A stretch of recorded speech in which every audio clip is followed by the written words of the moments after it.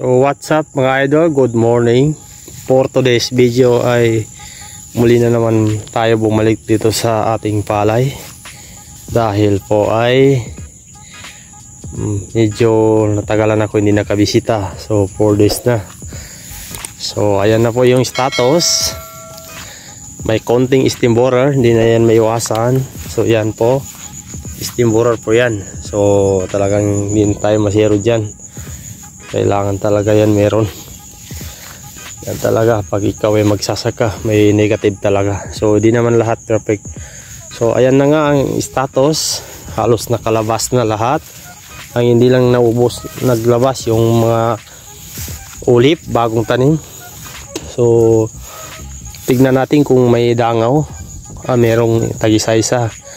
So gagawin natin, applyan po natin yan bukas. Kahit isang beses lang. So bili tayo ng kwan, tawag dyan, California, at saka haluan natin ng pang insecticide. So ito kasi sa kabila ko naka-harvest na, so problema yan, lilipat yung mga peste dito. So ito yung mga hindi pa nakalabas, yan po yung mga tinatanim ko nung mga baklag. So talagang hindi talaga yan sasabay. So alhamdulillah ka-farmers, dahil po ay ating palay ay nasa totally 80% ang lumabas na. So may 20% lang naiwan siguro. So ito naiwan yan. So tamang tama yan. Pagkahinog yan sa nauna, ito naman green, semi green na. So pwede na natin yan ihalo during the time na mag-harvest na tayo. So ito lang ang hindi nakalabas na portion banda dito sa mataas na lupa. Ito kasi mataas ito, hindi masyado abot ng tubig. So ito may mga baklag po dito, hindi po yatin ng kontrolado sa tubig. Mataas po ang portion dito. So yan, grabe. Sa kabila ko ganun din, lumalabas din. Nauna lang ako dito na 1 week.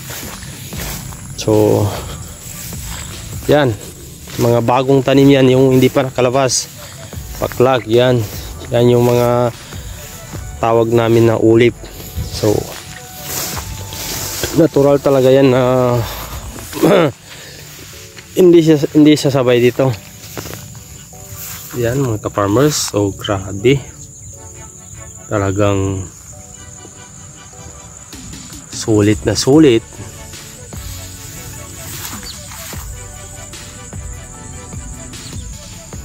Grabe. So dito banda yung last na upload ko, yung nagtanggal tayo ng kangkong. Dito yun. So okay na yan. Ito mga ano, ito mga bagong tanim ito lahat. Yan talagang nahuhuli talaga. So hindi talaga maiwasan yung palay natin na green, kasi kung konti lang naman yung pagitan maiwan, pinaano na natin yan sa harvester. Langanin naman na mag-iwan tayo ng konti lang, tapos mauubos din ng tao. So pag konti lang yung mga green na yan maiwan, pinapakuridas na natin yan sa harvester. Kaya yan lang ang mga negative at saka mga ano lang na feedback pag ganito nag-ulit tayo.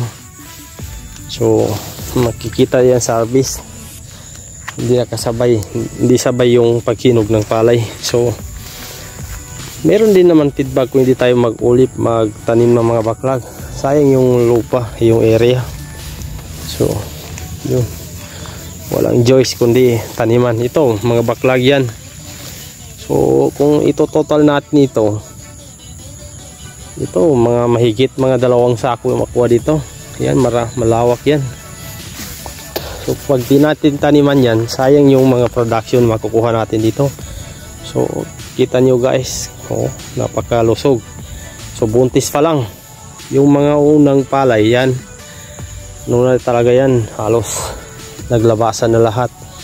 So yan lang talaga yung mga feedback pag nag-ulit tayo ng hindi maaga. So kailangan kung mag-ulit tayo, pag ang palay natin ay nasa 20 days to 1 month, kailangan doon finish na, wala nang magtanim-tanim pa after 1 month kasi talagang mahuhuli.